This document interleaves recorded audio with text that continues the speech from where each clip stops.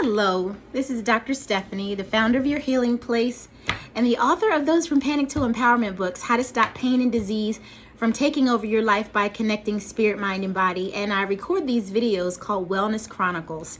I record Wellness Chronicles because I believe that as a naturopath and a wellness coach, the dialogue about what wellness is and how it infiltrates your whole life is so important.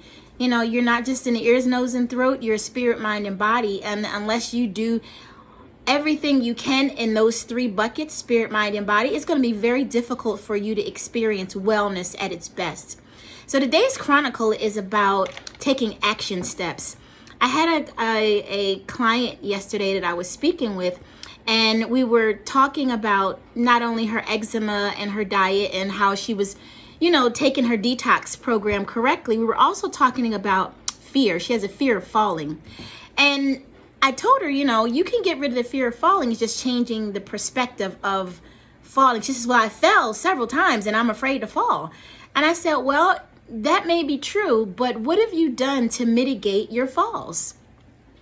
So the point of this chronicle is to let you know that whenever you have a problem, instead of taking the problem and making it an emotional experience, try to look at the problem and how you can take action steps to erase it out of your life.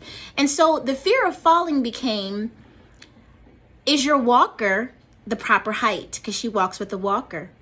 Was she using her walker properly through instruction from physical therapy? You're supposed to put the walker out first and then step. Most people do it the opposite, and the whole point of the walker is to increase your base of support so you'll have more foundation and not to fall. Well, she wasn't walking properly. We also wanted to make sure that she was moving all of the obstacles out of her way so there wouldn't be any obstructions she would trip over, not just in the house, but outside. And I gave her the advice to maybe look around your environment, to in your mind and in your eyesight map out where you're going to go and pan the area to see if there's any potential trip hazards. And she never thought about walking in that way, being that observant. All she thought about was, I don't want to fall. I'm scared to fall.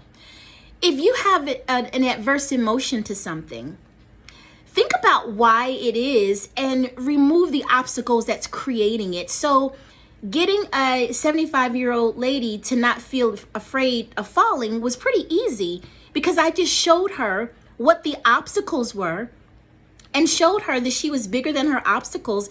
And it took very little effort to move the obstacles out of the way, which would minimize the occurrence of the thing that's going to happen that she's afraid of falling.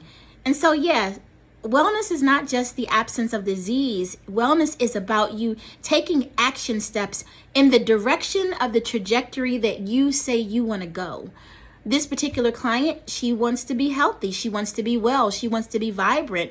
But you can't stay stuck in fear. And even over 70, I was not going to allow her to settle into that reality that she needed to be afraid because she did fall several times. Well, okay, move the stuff out of the way.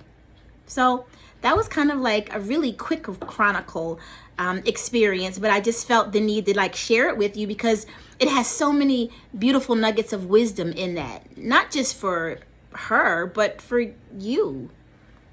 If you're afraid of something, look at it square in the face and then chip away at all the things that's creating the fear, and you'll find that there's no reason to be afraid of anything. Yeah. That's the chronicle for today. So I hope you enjoyed it. Until next time, be well.